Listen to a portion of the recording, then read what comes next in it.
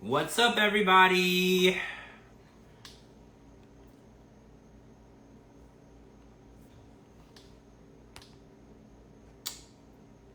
Hi, everybody. We're waiting on DeeDee and Kara so we can get started. I hope you guys were watching tonight. There's a lot to talk about.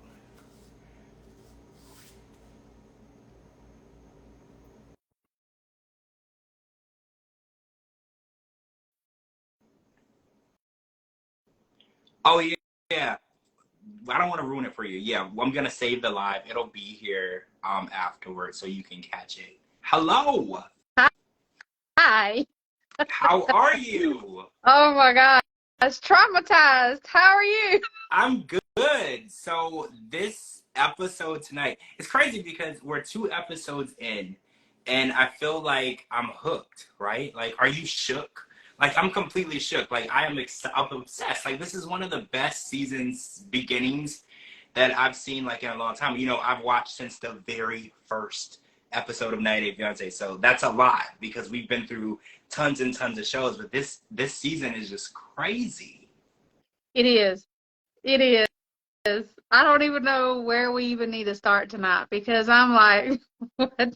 I know, right? Okay, so I think Kara is gonna be joining us soon. I don't know where she is. She texted me earlier and now I can't find her. So she's gonna pop in at any moment. So I did want to talk about Riley for a second though, because we met his dad, and his dad released some information. Now, this has been like popular among families and friends where people will have information about your relationship and they will actually, oh, Kara's texting me.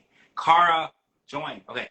So they will withhold information from you and then release the information right before you're about to leave. And I don't know, I really hate that. Like, for some reason, that really gets to me. Oh, DeeDee, did I lose you? Hey. Hey, DeeDee, I think you're frozen. Hi. Oh, there Am I you back are. now? Yeah, we got some really bad weather down here tonight. So I was like, oh, Oh, so did we. yeah. Here in Florida, we got like a mini hurricane. Like, it was pretty crazy. Okay, so I was saying, I think it's interesting because Riley's dad, we found out about some text messages that he had been receiving from what's her name? Violet. Violet. Violet was sending over 150 text messages, very negative, nasty, vile text messages about his son. He withheld the information. He didn't tell him until 3 days before he was supposed to go to Vietnam.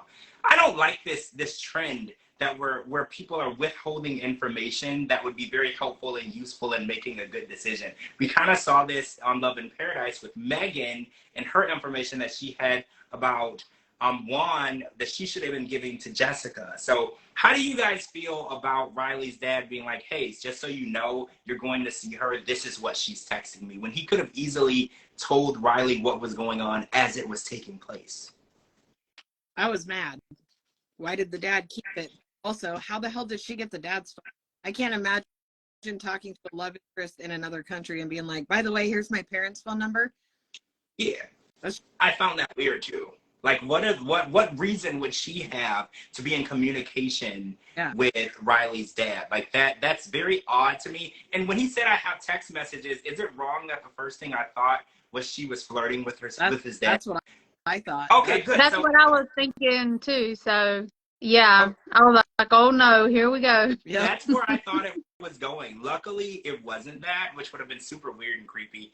But it's still bad because Riley went as far as to say, I want to hire a private investigator to follow her around to make sure that she's the right person. And it's like, if your relationship is in the beginning stages and you haven't even met in person and you're thinking you want to see this person and you don't think that they're being honest with you, is this really worth pursuing? Why get on the plane? Why go through all of the trouble of going over there and meeting the person if you don't believe that they're being honest? Because she wasn't super honest about her divorce and her marriage situation. So he already has a bad taste in his mouth, right? He already feels like she doesn't tell me everything. She just tells me some of the things that I need to know. Everything else she keeps from me.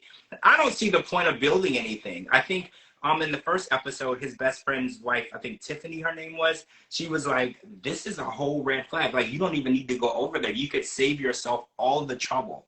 Yeah. And I think that it's possible that he's wasting his time. If you don't trust the person, don't even go meet them. Yeah. Complete waste of time. Yeah, it is. It's a very. First of all, I gotta say is how it made me mad because the dad withheld the information. Mm-hmm. First of all, if that was my child and and their partner or someone they're in a relationship with started texting me all these messages, I'm gonna let my child know right then and there. I'm not gonna withhold any information. That was like, oh my gosh. Then it makes you question, well, whose side is he really on? Is he really on his son's side or is he on Violet's side? Because you know what I'm saying? It's just it doesn't add up. Yeah. Yeah, I feel like the loyalty should be with your child. Like, you should say, look, I'm getting these terrifying, strange messages from your girlfriend. You need to, look at this. Yeah. Tell me what you make of this. Let people have all of the information so they can make a good decision. Because I feel like the decisions that he's making would be different if he had all the information on the table. And I think hiring a PI, I've never seen a situation where you hire a private investigator and you get good news. It's never bad. Whenever you get to that point where you need one, they're going to find something. I don't know if you guys have watched the show Cheaters. Yeah. It was one of my favorite shows. Once they called Cheaters and Joey Greco showed up, it was bad. Yeah. There was something horrible going on. So, and then the fact that the PI said that 80% of the time in this particular type of situation, because this was an English-speaking PI from Vietnam, so he specializes in American to this type of situation. So he said 80% of the time they're lying. That's a massive red flag itself. But I also kind of wonder, have we really seen all of Riley? I feel like it hasn't come out during the show, but I'm wondering if Riley kind of anger issues, being honest, because of the way that his dad reacted. So his dad says, I have this information I didn't tell you. Riley just storms off to the kitchen and he's just like, and his dad's like, I knew this was going to happen. So that's true. Who Riley really is. I mean, we've only seen him for a handful of minutes from the beginning. He may be just a very angry person, but we don't know. I can't say. I mean, yeah, we don't know. And did we know his last relationships? One, he caught the woman with his friend, and then the other one, she ghosted him. So he might just be on edge. Yeah, very well. I guess would be a better way of saying, like, angry. Like, just on edge. Like, you don't trust people. When people do things like that to you over and over, the idea of trusting a person, especially someone you've never met in real life, that's out of the question. You're never going to trust them. Until you have some definite evidence that they're being honest and truthful, you're never going to trust them. And I feel like maybe the private investigator is just his way of getting that solid evidence that she's a good person. Because he's like, I feel like she's the right person for me. I feel like we're going to make it. I just want to be sure. And it's like, is there ever a way to be sure? There are people who've been married for 20 years and they find out that their spouse was cheating on them the whole time. Like, is there ever a way to be sure? If you feel like she's the right person, then you didn't need to have a private investigator.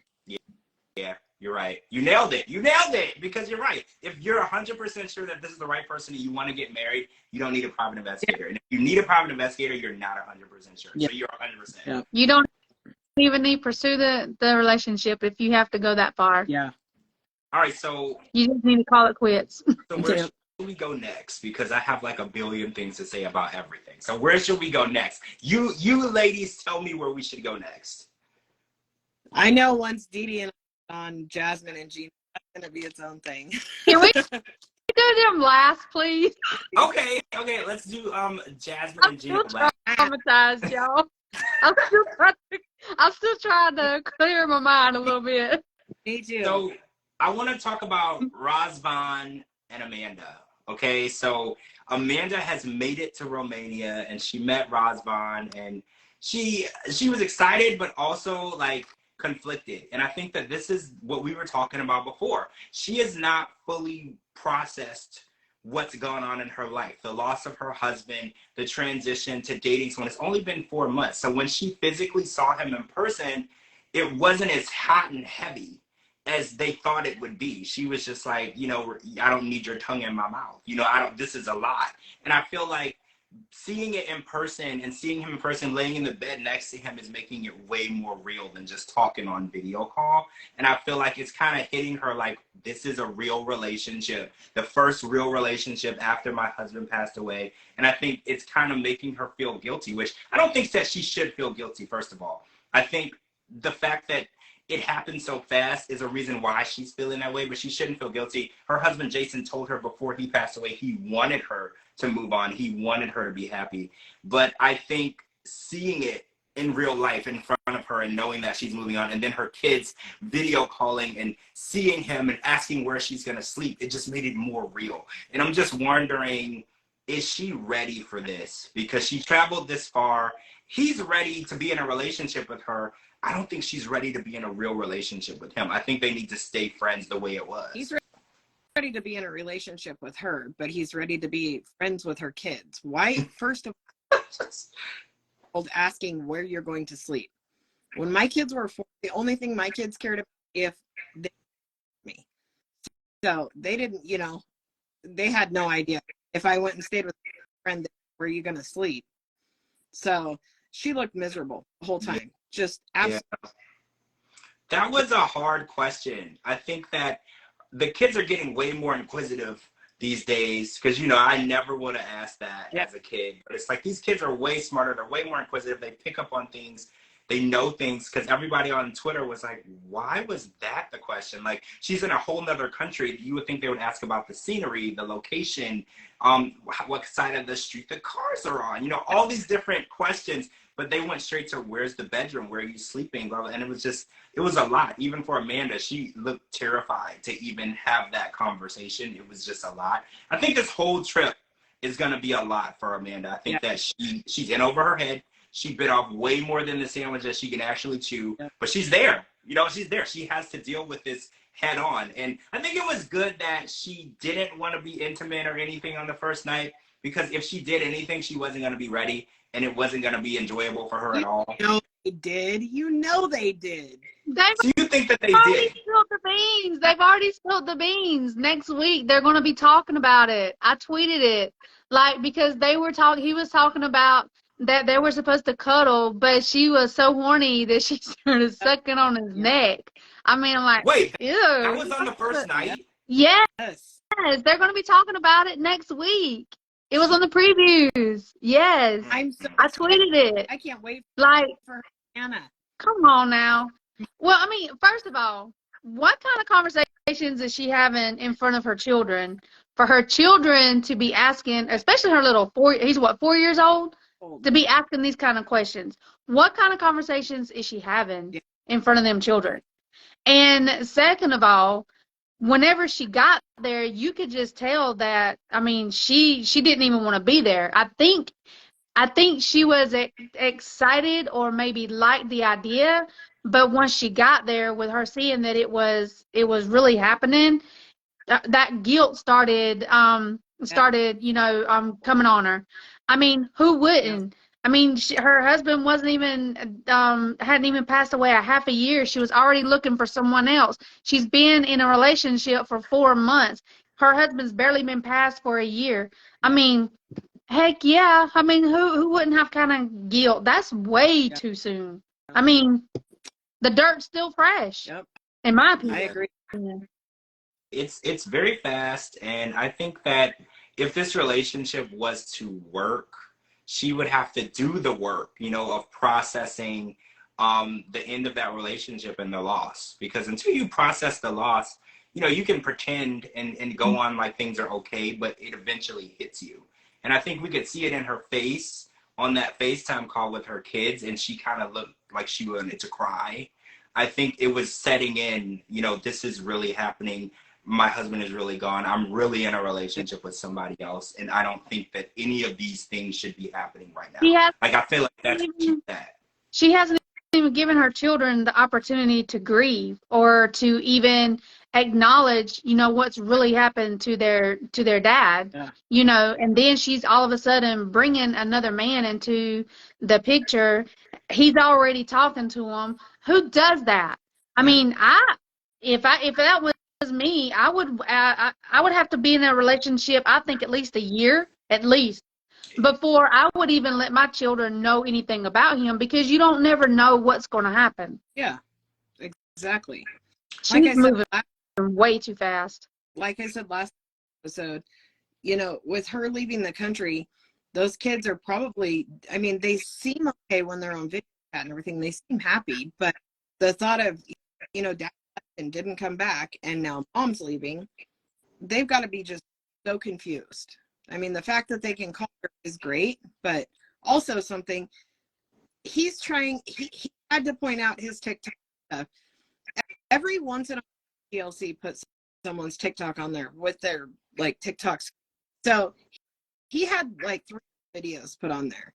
Said he had to say 27,000 followers and all this stuff.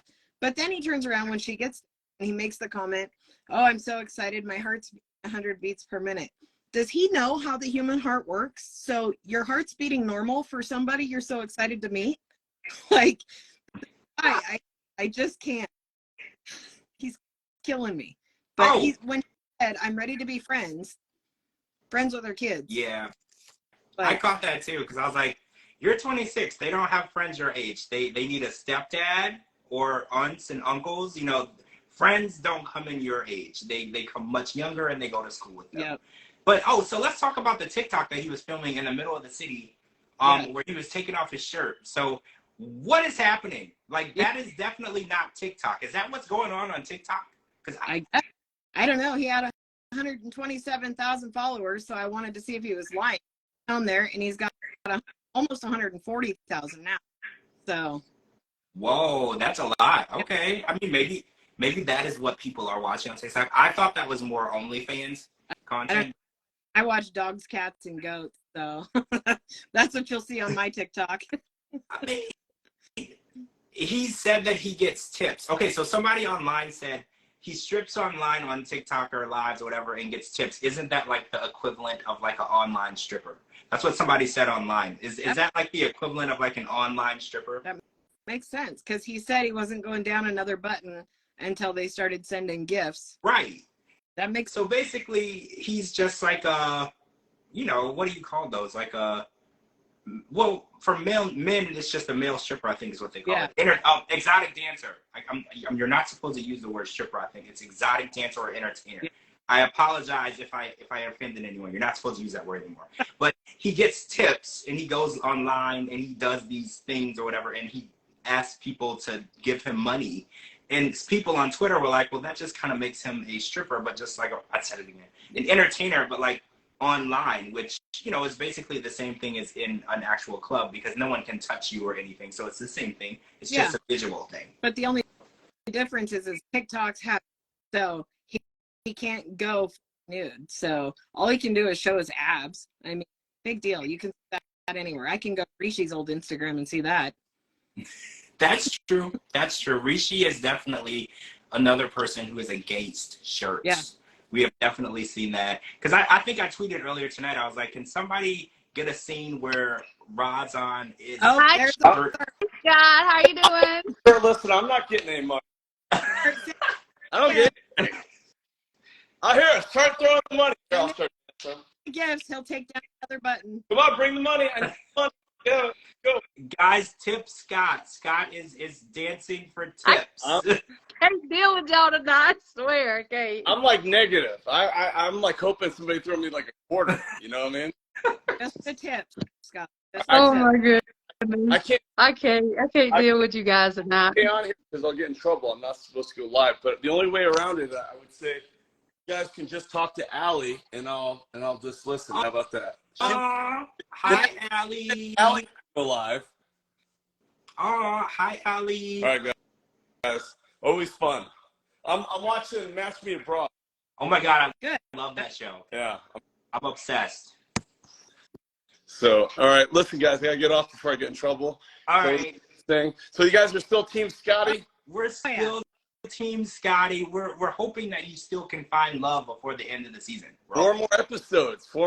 I gotta go. Okay, right, yeah, you gotta go. Bye. Be here. Okay. All right, so what should we? Oh wait, who are we talking about? Okay, so Amanda and Razvan.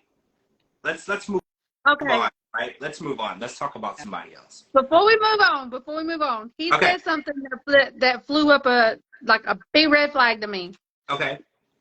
He was talking about in his country, doing what he does, the TikToks, that he knew that he would never be able to make money. So is he doing it, get into a relationship with Amanda, which I know he said that either he can move to America or she can move to his country. Right. But we all know where he's going with that. I did catch him say like, oh, there's great schools here. Like he was leaving it open for her to move there. But I think it would be more difficult for her. Her kids have been through a lot in a small amount of time. Moving them to Romania would be way too much. Right. So I think that he's banking on the fact that there's no chance that she would uproot these kids after all of the changes that they've had in their lives, and he's probably going to make it to the U.S. He hasn't really said the green card is the goal, but he hasn't really said it's not, right? But he did say that he can't make money doing his TikToks and other things that he's doing in his country. Yeah. But my other red flag, he's wanting that green card. My other concern was that he's been talking to her for 4 months. He's already saying I love you. She already wants to be besties with her kids. Okay, we've established that. But then it comes out tonight that what was he with his ex-wife? We didn't even know that he was married before, but he was with her for like 10 seconds, then proposed to her, married her, and it lasted a minute and a half. So is he just a 1-year marriage kind of guy? He's done, like, now it's really too soon to bring those kids in. Yeah, I wanted to know more about the ex-wife. Yeah. I felt like we got like the bare minimal of the story. He's like, oh, I met her a month later, we got engaged, 6 months later, we got married. It lasted 4 months. I was like, what happened in between? Why did you get divorced? What took place? Did she leave you? You left her? Like, there was so much of the story we didn't get, because I was like, that whole situation is very peculiar and questionable. Like, you met her and then a month later you're proposing. And did you see in next week's preview, it looked like on the second day she was there, he was trying to propose. Did you see that? Oh, I didn't see that. DeeDee, did you see it? We got a lot to talk about next week. Yeah, we have a lot to talk about. We don't know that he did, so we can't really get into it. But Amanda was like, no. Amanda was like, no. If that's what you're doing, no. Don't do that. So I don't know if that's what he was doing, but based on his last marriage, within a month, he proposed. This would be on brand for Razvan to move very quickly. And I think that the stakes are high in this situation because, like you said, he could get over to America where, you know, he could get a lot more tips on his videos and his TikToks, and it would be a win-win for him specifically, not necessarily for Amanda. Oh, I think David's here. Hey, David. Okay, so speaking of David, I want to talk about David. So David is making his way overseas to, where was he going? DeeDee, where was he going? To the Philippines. David was Philippines, right? Yeah, Philippines. So he's going. So okay, so I was watching, and there were so many aspects of travel that really caught me off guard, because David was like, well, if they change my gate or if there's a delay, I won't know. And I was like, there's so many things that we take for granted. I never even put the 2 and 2 together and realized how much travel, how more difficult travel can be for someone who is hearing impaired, for someone who can't hear. I call them annoying announcements because they barely ever pertain to me. Yeah. But the fact that the people that they do pertain to, he couldn't hear it. And that is so hard because he's traveling alone, internationally, by himself. And then there's a lot of people where he's going in the Philippines who don't understand sign language. And he said that sign is actually different in each language. It's a little different. So even though he can speak perfectly well in sign, where he's going, they might not understand it. Just like our language, just like there's, you know, American English, and there's English where they speak English differently in other countries. It works the exact same way with sign. And I had no idea. I was so dumbfounded at how difficult just getting to the plane, getting to his gate, getting to where he's going. And then there's all these different layovers and all these plane switching.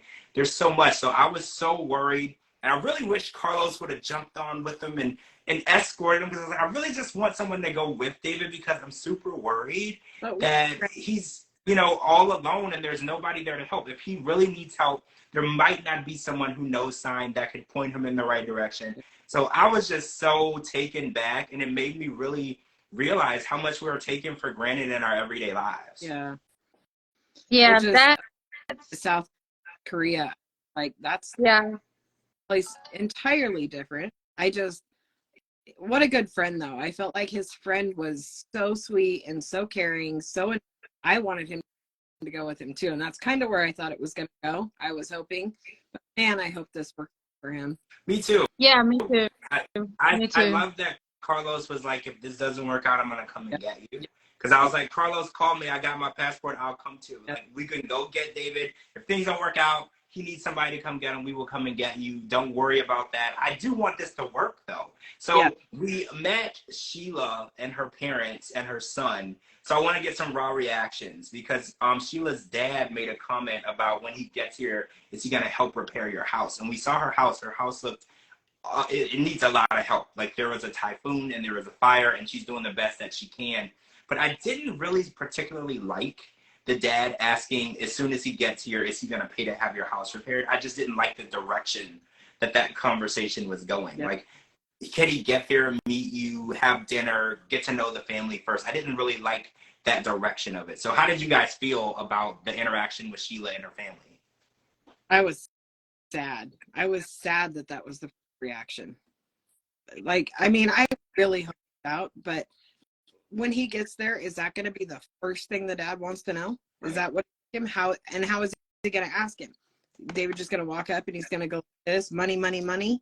I mean, that's sad. Yeah. I do appreciate the way how she defended David. I do. And saying, we need to be appreciative of what he's done so far to help. Yeah. What he's done has been, really good help. And, and she also made it very clear too, that she gets criticized for being with him because he's deaf. Yeah. She made it clear she don't care. She's halfway deaf too. Her hearing aid is only going to work for so long, and then she's going to be deaf. Yeah. That isn't, that doesn't matter to her. And so far, I haven't seen no red flags with her. Yeah. That don't mean I'm not looking. Yeah. Yeah. I feel the same way. I really do hope they can make it. I really do. I definitely feel like I'm keeping my eye on the situation. But like you said, I haven't seen anything with Sheila. Tyree, what's up, Tyree? Thank you so much. Oh, you're watching the show now. We watched it. We have so much to talk about, especially about you, actually. Oh, God. You're next. You're next, Tyree. Yeah, you're next. We'll be nice, though. Kind of. Maybe. So, I really, really do hope that David finds what he's looking for and Sheila's the right person. And I want to know more about their plans, like where they want to live, how they want to do things, and how they're going to communicate. And Sheila said something in the show that I don't know if it was a translation issue or whatever, but she said, I can hear fine now, but in the future, I won't be able to. Yeah. What do you think she meant by that? Is her hearing like going? I wanted a little more insight on that. That's what she was. Yeah, that's what she was talking about. That her hearing aid is only going to function for so long, and then she'll be completely deaf as well. Yeah. Oh my gosh. So that is what she meant. So this is why she said David makes her feel safe and comfortable, knowing that if that's the transition she has to make, she can be there with someone who can help her along the way. That's exactly what she meant. Because when she said that, I was like, well, does that mean that her hearing is digressing? It's getting worse? Or, because I thought the hearing aid would actually make it, so she could maintain the hearing she had now. I didn't realize that it was getting worse. Yeah. It's sad. It's so sad. So I want to talk about Tyree, because Tyree got some information last week, very early in the season, episode 1. He got some information about Carmela, and it's a guy named Christian, as far as we know. There was a recording that we only heard about 3 seconds of. It was difficult for Tyree to listen to the recording because that made this a real situation, because Tyree had really piece of hope that it was a misunderstanding. It was really her. The person that they spoke to was not actually Carmela, and the situation was not as it seemed. But as we've been going along through the episode, it seems like the situation is definitely what it seems. Yeah. It definitely seems like this guy Christian is catfishing Tyray. And we found out that in 2019, Carmela asked for money. Tyray said no. And then back in 2021, I believe they asked for money again, and he sent small amounts each month. And that was alarming. I mean, 50 to 150, I think is what Tyray said. Not super alarming, but it's alarming that it went on for so long. I think that's what caught me as this is a serious catfish situation. It's killing me because Tyray, I'm just going to say it. I love that guy. I wanted to hold his hands. I wanted to be right there with his siblings, but also want to shake the shit out because he already went to and she ghosted him then. Right. That should have been a done deal. COVID, no COVID, I don't care. That should have been a done deal. So it makes me so angry that this person has his heart enough that to lead him on for another 2 years after that, and he's still hanging on to hope, even though he knows it's a man. He's still hope. I think Tyray is thinking of the situations where it's like a team. Like Carmela might still be real, yeah, and there's like a guy who's like a ringleader who's, using her as the decoy and getting the money. So he's thinking maybe there's a possibility that I was actually talking to her, and maybe she does actually. Like in the beginning, it was a catfish, but she built feelings for me. I get it. You want to. 4 years of your life is a long time. It's hard for you to accept the fact that you got catfish. It's not real. But geez, man, I'm just so. And another thing that caught me off guard was Tyray didn't tell his family at all during the whole 4 years about Carmela. And this was, in his mind, a very serious relationship. And he had traveled to Barbados to see her and told them that he was going there and didn't tell them why. And that's also a little alarming to me. I don't like the fact that he keeps his family in the dark. What does he actually think, though? I mean, seriously, did he tell him, it's live TikTokers following me? What does the family think that is being filmed? They've got camera crews constantly, so they have to know something. I don't know.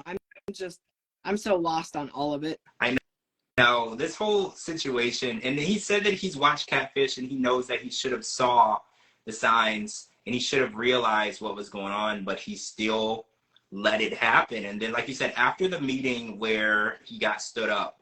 But do you remember we were watching years ago, David Murphy, he kept traveling to the Ukraine to meet Lana. And I want to say he went 3 or 4 times before he actually became like face to face with Lana.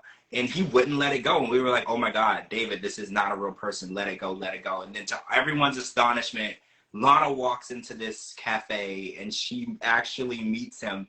I literally probably lost $50 on that. I put money on it. I just knew it wasn't real. So I know Tyray is holding on to that hope. Like, no, you don't understand. You weren't there. You don't know the conversations we had. You don't know how deep our conversations were.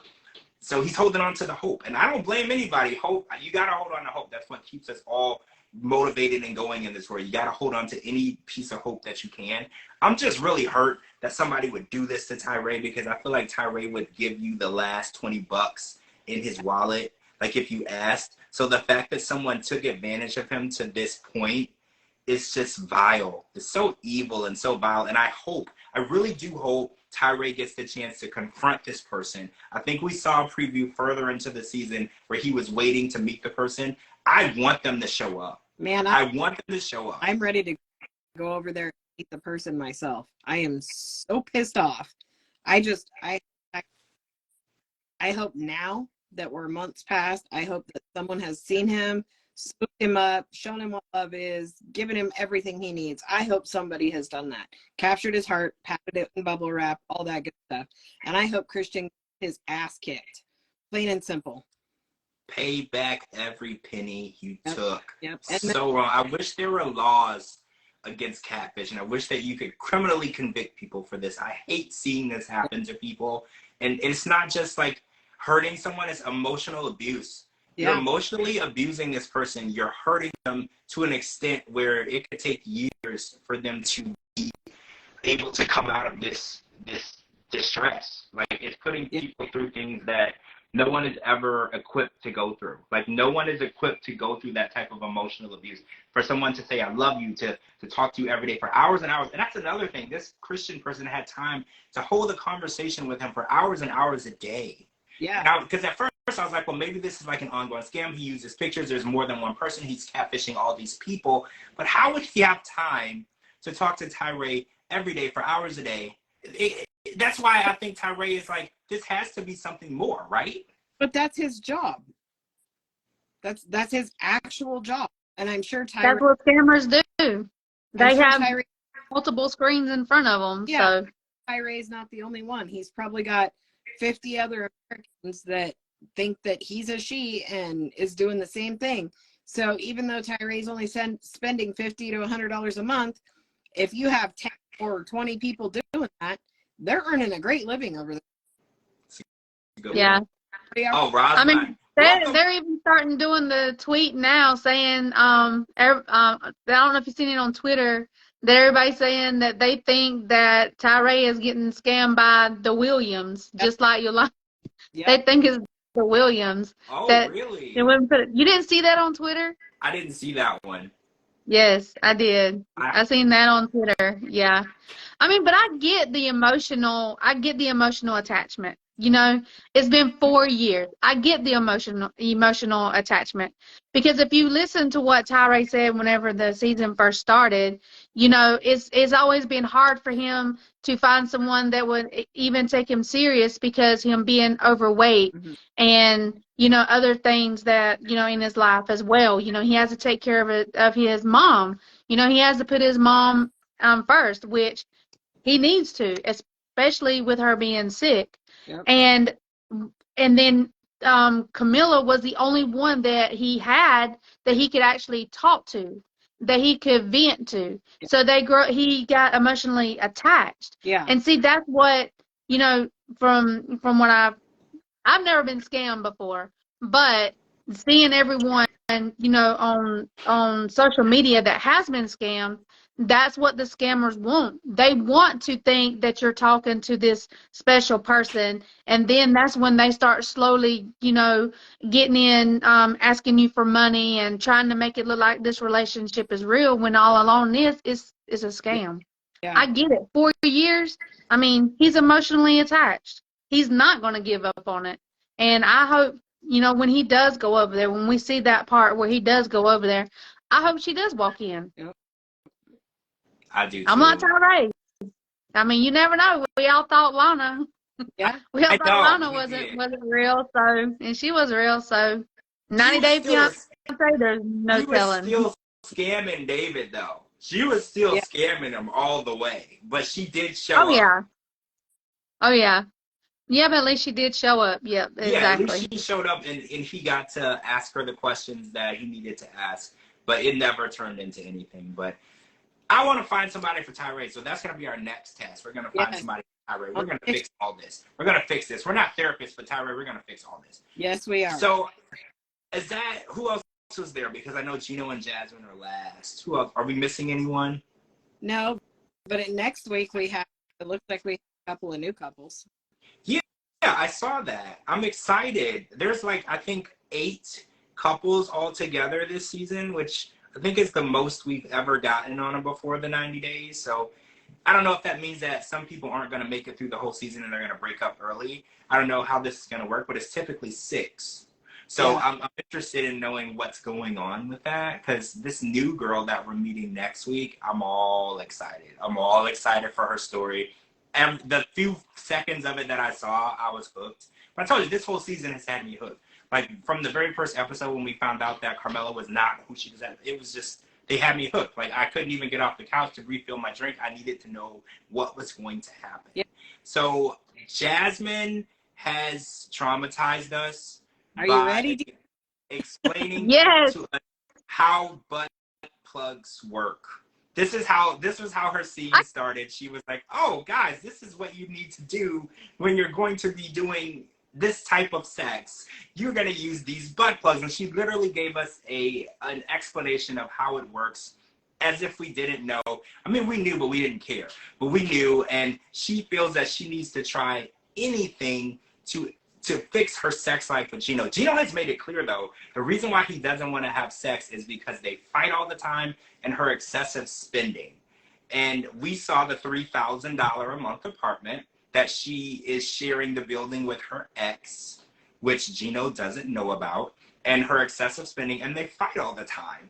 So I can totally understand why the spark isn't there, because when they're not fighting, he's watching his money go fast. So like that can make you lose the mood. If I'm not, I mean, correct me if I'm wrong, but for me, that would be very hard for me to keep the mood going, knowing that those things are going on. And when Jasmine and Gino fight, they fight. Like I remember the fight last season when they were on, where she took his hat off, she attacked him. Like when they fight, it is a physical altercation.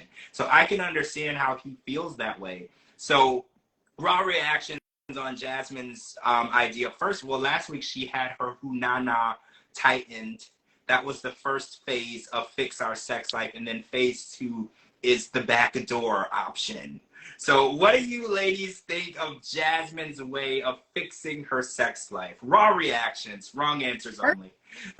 Wrong answers only. As soon as I saw it, I only think about DeeDee. I was like, Well, thank you. Much fun with this one. But what the hell? I don't care. Any man, any woman for that matter, watching her spend that kind of money, but looking like Jasmine, no problem. No problem. Spend it if you need it. I mean, no man, oh, you spent too much money. Now I don't find you attractive. She is dropping. Yeah, you're not wrong. Like I tweeted last week, I was like, imagine landing a woman that looks like Jasmine and you don't want to sleep with her. Yeah. Like imagine, like that's unheard of. The craziest thing I've ever heard. She's beautiful in every aspect of the word. Like, and she's feisty. A lot of people might use the word crazy, but I think men are very attracted to crazy women. Yeah. Okay. Like that is a huge turn on. So I don't know why Gino feels any type of certain, like Gino has hit the lottery 3 times in a row by first of all, by getting Jasmine, keeping Jasmine after sending her news to his ex, still keeping her after that. He's won the lottery, okay? Millions. He should be so lucky that she even gives him the time of day. So the idea that she's begging him to touch her is insanity to me.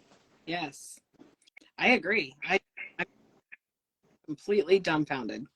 I don't know how. She is so beautiful that most men out there that don't have any money would go find money that she could spend if she would say half of those things to them. I mean, she's straightforward. She is all over him. But also, he needs to be slapped for not telling her that her lipstick was clownized on her face at the airport. Like, he's everywhere. Does my makeup look fine? Yeah, great. Stop it, Gino. You're a damn liar. I was so mad about that. Sometimes I feel like Gino is afraid to say things to Jasmine. Do you feel that way? I feel like he's afraid of her reaction. Yeah. Because whenever she asks a question, he'll just say whatever the best case scenario answer is, just to make sure that she doesn't get mad or start screaming. I feel like even in the airport, he was kind of afraid of her. Because she's like, I'm going to take you home and I'm going to do this. I'm going to eat you. And he was just like, he's like, okay. oh my. Right. Like, I felt like he was terrified. And I was like, why are you terrified? This woman is literally obsessed with you. Yeah. We can't explain it, but she's obsessed with you, every aspect of you. Why are you upset or unhappy? Like, this is every man's dream and you're living it. You're legit living it.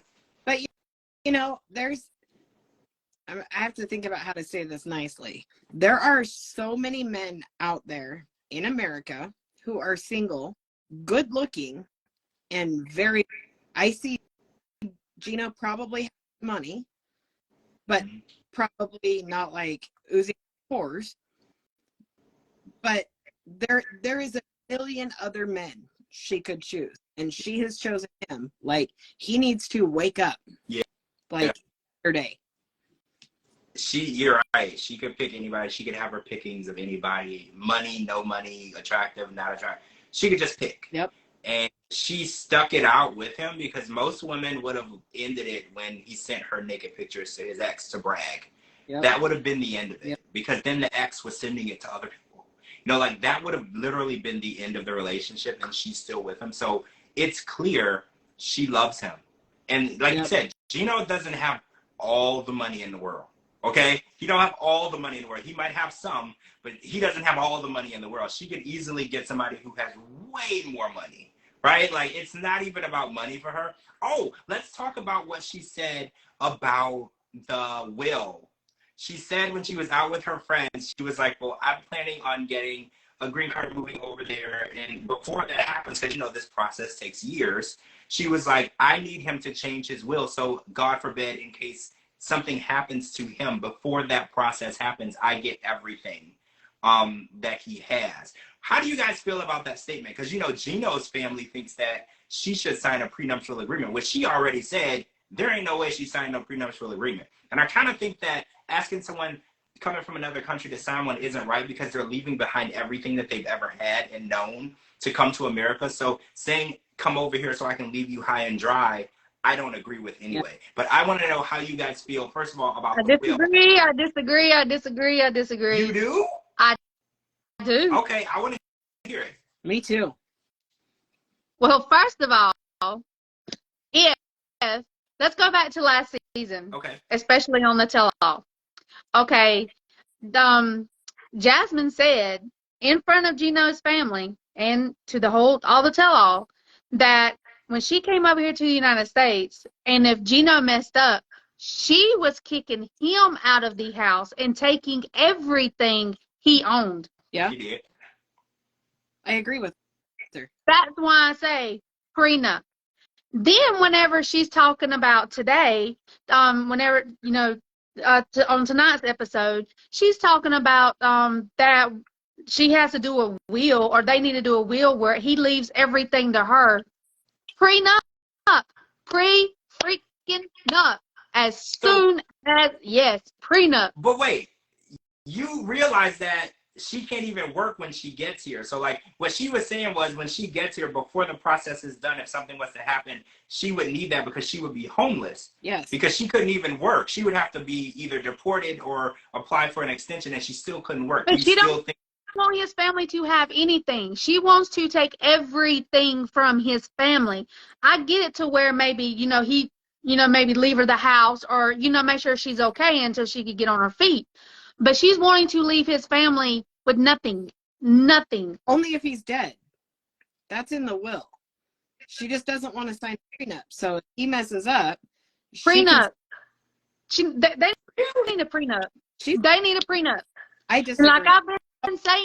Like I have been saying, she is with Gino for the green card. Oh, absolutely. Oh, yeah. I don't just. Does not, like, have you not been seeing the expression on my face? She don't love that man. I don't disagree with you. I think that coming to America is part of the package. Part of the package. Oh, someone said, hold on. Someone said, what's a prenup? A prenup is an agreement that you sign prior to getting married, where whatever you have prior to the marriage is yours. And then whatever you make during the marriage is joint property, joint revenue. So meaning Gino would keep like his house. If he has a certain amount of money in the bank prior to the marriage, she can't touch that amount, just anything that is added after they were to get married. So basically, it only takes effect if the marriage is dissolved. So the prenup is useless if the marriage is still intact, but it takes place once there's like a divorce proceeding, someone cheats, something like that.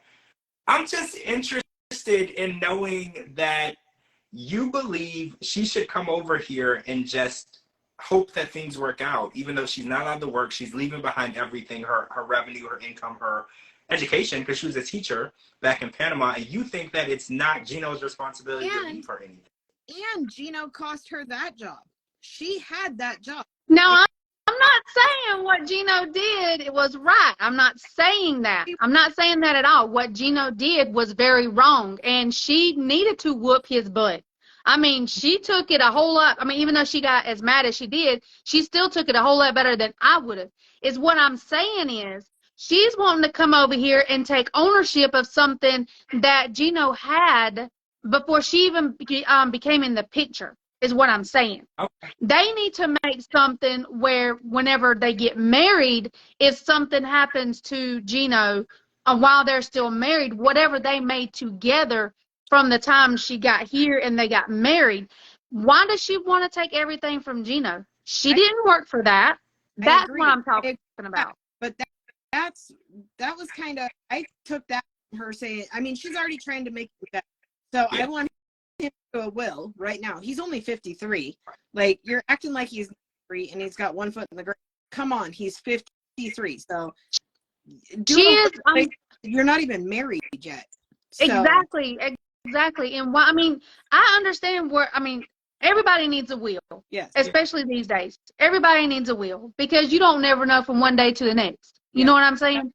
But it's what I'm saying, it needs to be from the time they get married, from their foundation together. That's what that will needs to be focused on, not on stuff that she has no part of. She didn't buy that house he's at or apartment or whatever. You know, she didn't have put that money into the account that he has now. She didn't help him buy the vehicle that he has now. That's what I'm talking about. She wants to take ownership of everything. How is that fair to Gino? Yeah, Gino has screwed up, and Gino he's an asshole. I don't like Gino because of what he does, and he's not truthful to anybody. He was trying to lie to his family tonight about, talking to her about the prenup.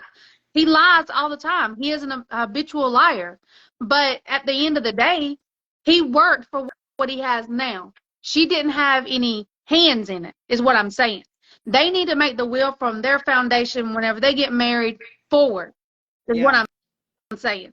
But also, I feel like she's never going to get here anyway, because Gino is dragging his feet on the whole K1.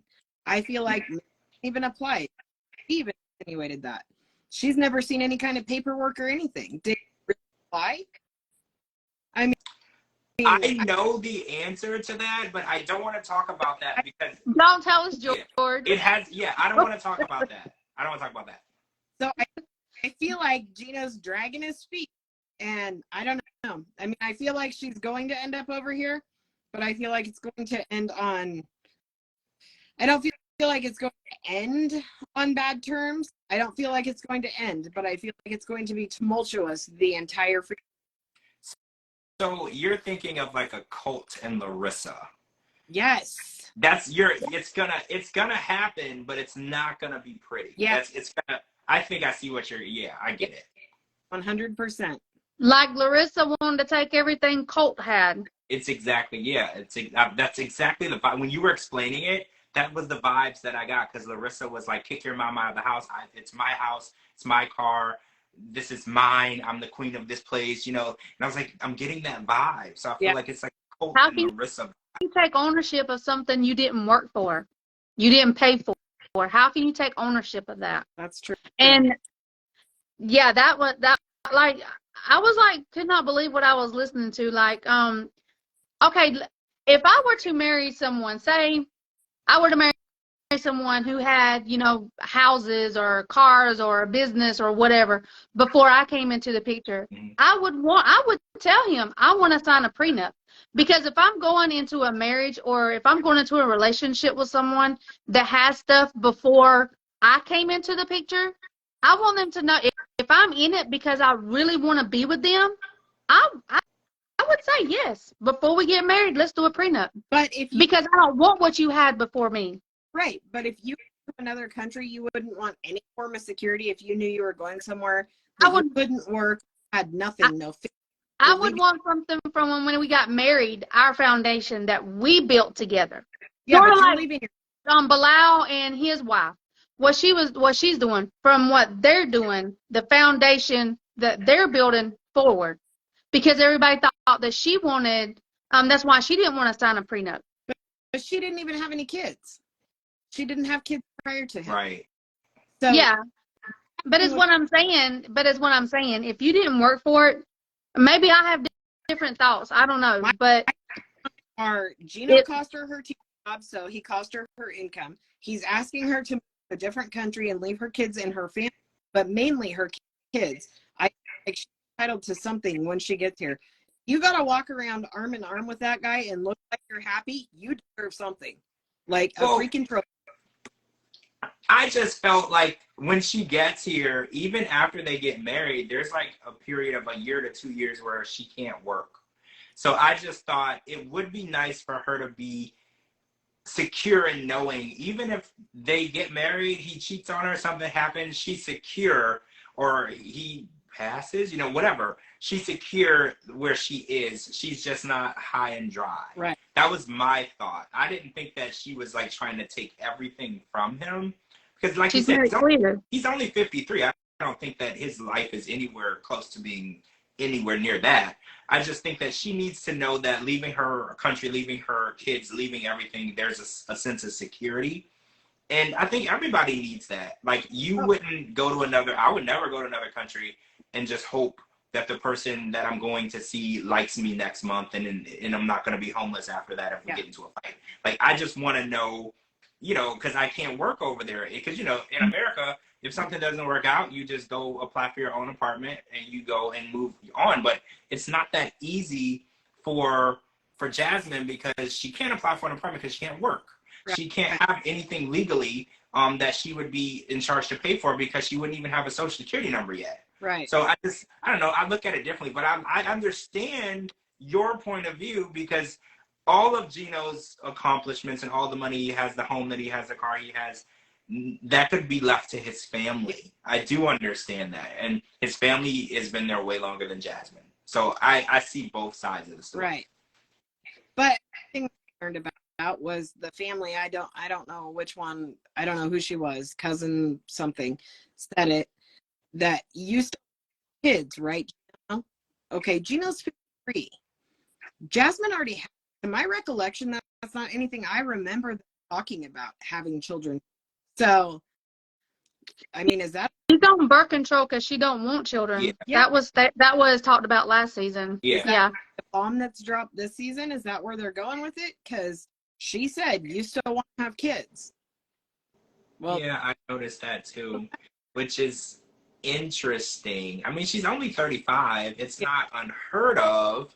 Right. But why? I mean, I don't know. I look at kids as like a last thing that you would want to do. Like, if she moves to America, I feel like there's so many opportunities for her. Yeah. Why, like, stop, the different opportunities she could pursue by being a mom? But I don't know. I might have the worst possible perception of having a kid right away in the relationship. Some women might look at it as that's exactly what they want to do and it's a gift and it's a goal. I just look at it as she would be coming to this country. She would have all of the opportunities for working, because she was a teacher over there. Maybe she wants to continue her education career. She could do anything. So it would be weird to me, with her already being an established mom, to have a baby at this point in her life. Especially, I know Gino doesn't want any kids, right?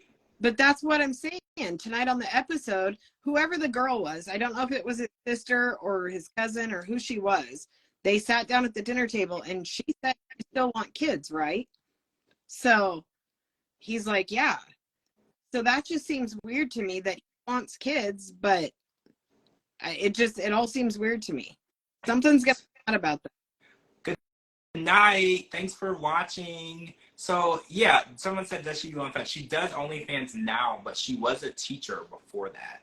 And unfortunately, those pictures got circulated around and she lost her job in the education field. She does OnlyFans now, but that is definitely not the career path that she wanted. She enjoyed teaching a lot. But she's made that really clear. That said, now that kind of validates. So if she is doing OnlyFans, then, I mean, technically she work in America. She's making her own OnlyFans, right? And I'm sure she's making a boatload. I don't know how that works.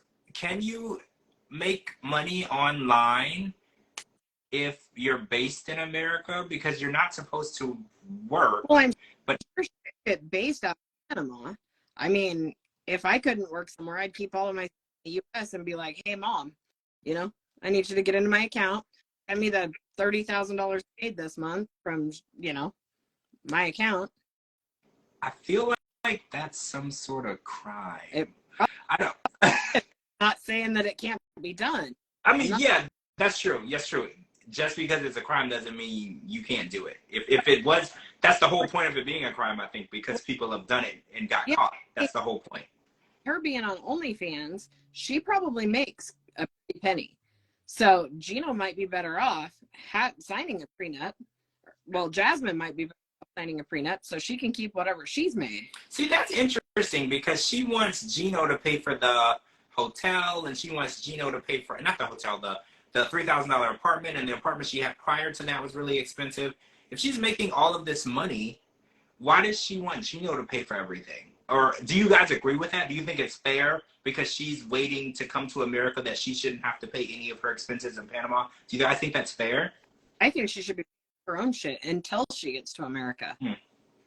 DeeDee, how do you feel? I don't know. I think Gino, because of the part that Gino made her lose her job, I think he should pay for it. Okay. I mean, because she did say, I'm waiting, you know, here for the green card. He's dragging her along. Yeah, So.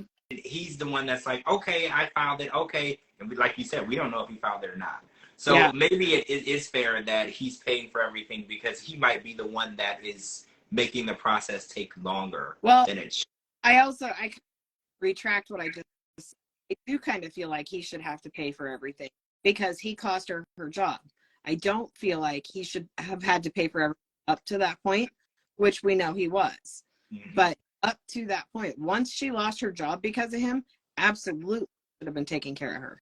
Yeah. Absolutely. The fact that she had to go to OnlyFans and Gino didn't help her, that just says a lot. I'm just going to leave that out there. I'm not going to elaborate. But, you know, that says a lot because I don't think she ever really wanted to do that. Yeah. So the fact that she thought she had to, that says a lot in itself. Because I don't think that, because the fact that it costed her job and education, I think that was the last thing she wanted to do. So I mean, I'm sure everybody who follows her on Instagram and stuff, she's had a lot of procedures done in the last year. I mean, her eyes, her nose, her lips, her chest, everything. She's had all of it done. Is she paying for that herself, or is that something Gino's paying for? Like, I feel like she spent her own money, just not to, you know. Not on living expenses. I see what you're saying. Because, I feel like when we saw him in Panama the first time, and she took him clothing shopping, and he left the store, he wouldn't even buy it because the total, I don't even think it was $1,000. No. It wasn't even much. He wouldn't even buy. He's like, this is ridiculous. I'm not paying that. I don't think that he would have paid for this many procedures in such a short amount of time. So I think you're right. I think that she's spending her own money on herself, and then she's using Gino's money for like expenses for like home, car, you know, things like that. But is that okay? Are we fine with that? Well, yeah, because he cost her job. Okay. Had he not her job. I mean, in all actuality, you know, I'm still not backing down from the prenup. They still need to do the prenup. They both will be safe that way. But he did ruin her. I mean, his ex, you know, put her pictures all over social media. That ruined her. That ruined her career. And she made it very, you know, very clear and very obvious. Her teaching, that was, you know, that was her main goal in life, was to be able to be a teacher and to keep teaching the children. That was the, you know, her job that she loved. She loved that career. And for him to stoop as low as he did to send those pictures to his ex because he wanted his ex to get jealous.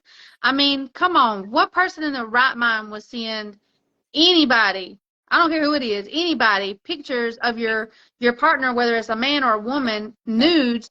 I mean, and then they can put it, that can ruin someone's, you know, ruin someone's life, their career, which it ruined hers. So, yeah, I think she should keep making him pay for everything. Yep. I mean, he asked for it, but I still think they need to do a prenup. I don't like prenups. I think people know that about me, though. I don't like them because I feel like it sets, you're saying that this might not work out. And I feel like you should always enter into things that you're I don't agree with that. I don't agree with that. I feel that It does not say that it's not going to work out. It's just saying it's just, or in my mind, it's saying that the person wants to be with you because they want to be with you, not because of what you have. that's the mindset of the person getting the prenup.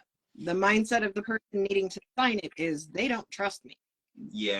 I get that as well. I get that as well. But I mean, you know, If it was me, you bet your ass I'd have a prenup. If it was me going somewhere else, you bet your ass I'm not signing that prenup. So yeah, I see. I think I'm with you, Carl, because like if it was me marrying someone, I would have them sign it. But if I was marrying someone and I had to leave my country to go to theirs and I couldn't work, I'm not signing it because absolutely. you need to take care of me until I can take care of myself. Yep. So I think I'm with that. they can have other paperwork signed up saying that they will be taken care of. Yeah, that's true. I always look at prenups as what you don't get. I do forget that you can have things You that can put you're anything you entitled to. want in a prenup. And you can have other paperwork done as well. That, you know, the spouse will be responsible for you. And if something happens to your spouse, you know, while you're in this process, you know, you can put whatever you want. But as what I'm saying is, I guess is how my mind frame is. Maybe I'm old school. I don't know. But I mean, if you want to be with somebody, whether you here in your country, in their country, if you are willing to pack up and move to another country, you know what you're giving up. You know what you putting yourself into. Then what's the problem with a prenup? If you need to sign one. Not everybody needs to sign one. If. But how Jasmine, and the only reason why I'm saying this is because Jasmine has proved me right ever since they started on coming on 90 Day Fiancé. She wants to have everything Gino has. She does not like his family. Right. She don't want his family to have anything. But She's made it clear. He only doesn't like his family because his family said he needs a prenup. If his family said that, I don't think he'd have a problem with his family. I agree. I don't know. The family doesn't trust Jasmine, and I'm not sure why, because she stuck with Gino when she had every opportunity and reason to leave him. So for some reason, they don't trust her. They're like, oh, I think she might be taking advantage of him. And I tweeted this earlier. I was like, if Jasmine is taking advantage of Gino is fully aware and he's allowing it to happen. Yeah. That is the truth, because Gino is a very intelligent man. He can tell when someone is BSing him. He knows when someone is asking him for something that he shouldn't have to pay for. And if he's giving money to her, or if he's doing things for her that he shouldn't, he is of sound mind, and he is doing it because he wants to. And the family blaming Jasmine specifically isn't fair, because Gino is an adult. He's making these decisions. If he's sending her money for rent, or if he's sending her money for whatever, he's doing that. There's nothing wrong with his thought process. He's able to make good decisions. He works to take care of himself. I don't like that they're putting it all on Jasmine. They're like, well, she's not a good person. She's using him. You can't use a person who's letting you do it. Like I said, if she's using him, he's fully aware and he's allowing it to happen. And I don't know if that's taking advantage of someone. In my mind, taking advantage of someone is someone that you know doesn't know any better, and you can get over on them, and you're doing it because you know they can't figure it out. Yeah. That's not what's happening between Gino and Jasmine. See, and I feel like the sex thing is it's a lot of the same thing. He doesn't have to give her, he doesn't have to do what he's doing. So for him to even say that's any use, that's ridiculous. That just blows my mind that he spends too much money to not touch her, to be turned off by her. No. That's so dumbfounded by that. I'm confused by the whole situation, because she's begging him, literally, because we saw a preview for next week. He's laying in the bed and she's like, you don't want me. Like, you haven't seen me in months. You're laying over there like I'm not here. I'm confused by the whole situation. And like you said, it's a very expensive relationship. Yeah. That apartment for 1 month was $3,000. And I'm not saying he should pay in exchange for anything. I'm not saying that. But Right. I feel like if he loves her and he's attracted to her and he wants to be with her, you shouldn't be begging. Yeah. That I don't understand it. I mean, going Well, to previous seasons, it's like Mike and what's her? I can't even remember her name. It was that memorable. Oh, but when Jimena. Jimena, that was the epitome of someone taking advantage of somebody. I don't think it's Gino Jasmine. Thank you. Yes, Mike was under the impression that they were in love and she wanted to be with him. She was so vile towards him. She called him names. Everything that she could have done, she said that he was dirty and she didn't like she was vile. That was taking advantage of him. He was putting new furniture in her apartment. He was paying rent. He was doing things for her kids. He was taking care of her family, all for when him to get there. She's disgusted at the sight of him. Yeah. That is taking advantage of someone. Jasmine is not disgusted at the sight of Gino. She literally tries to jump his bones when she sees him. That is not what's happening at all. Jasmine wants this man. Stretching her butthole for him. Right? Okay, like, so there is no chance. And I know Gino's family is like, oh, this woman, she's taking him in. Trust me. She's not taking him. She is doing what she wants, and he is getting what he wants. And for some reason, he's not even getting a lot of it. He doesn't even want to have a lot of it for some reason. But trust me, if he didn't want to be with her and she didn't want to be with him, they would not be together. There is no advantages being taken of anyone. Jasmine is literally begging this man to be with her. And it's dumbfounded everyone in America. Nobody can put their finger on why this beautiful woman is begging this man from Canton, Michigan to be with her. Like, no one. And it's not like he lives in LA and he works for Warner Brothers. No, none of that, right? None of that. He lives in Michigan, okay? And she's still begging this man. Yep. Well, just by her going on national TV and saying that she wants to have anal sex with with Gino, come on. And then the dildos, what do you call them things? Butt plugs. Plugs. Come on. And she loves the color. I mean, I was like, oh my God, I can't deal. I cannot deal. I mean, how do we know Jasmine isn't like, he's got to be doing something to keep her. I mean, either she's making all this up that they just literally don't have no kind of sex whatsoever. If not, then that girl got to be going somewhere else. I think they're having sex, but I think Jasmine is like horny all the time and wants it like I think Jasmine wants it like men want it. Yeah. Like 4 and 5 times a day. Because when she's like, we never have sex, I'm under the impression that they do, just not more than once a day. There's no. Let's talk double standard. So in the previous season, she was mad at him because when she was gone, he played with his pee-pee without her, and she was irate he wasn't there. But she's home with all of her toys and stuff, and that's just okay. Yeah, it's such a double standard. That's true. Yeah, even if she's preparing. Yeah. For what they're doing, that's still preparing to be with her. Yeah, that's true. See, there's a lot of double standards. There's a lot. And the fact that I think it's more so she wants it more than he does.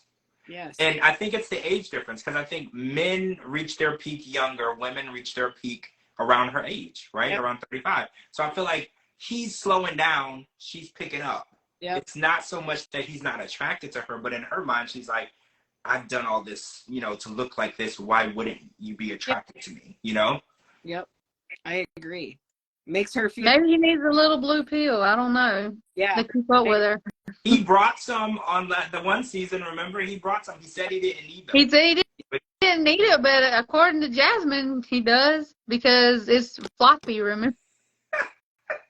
I think she referred to it as dead. Yes. She told her daughter, she's like, it's dead. It's dead.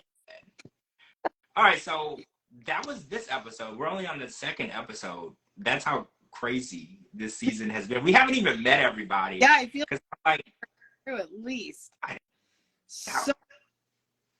I'm excited to see what's in store. This is probably one of the best before the 90 days. And I know I shouldn't even say that because we're only 2 episodes in. I have no business saying that.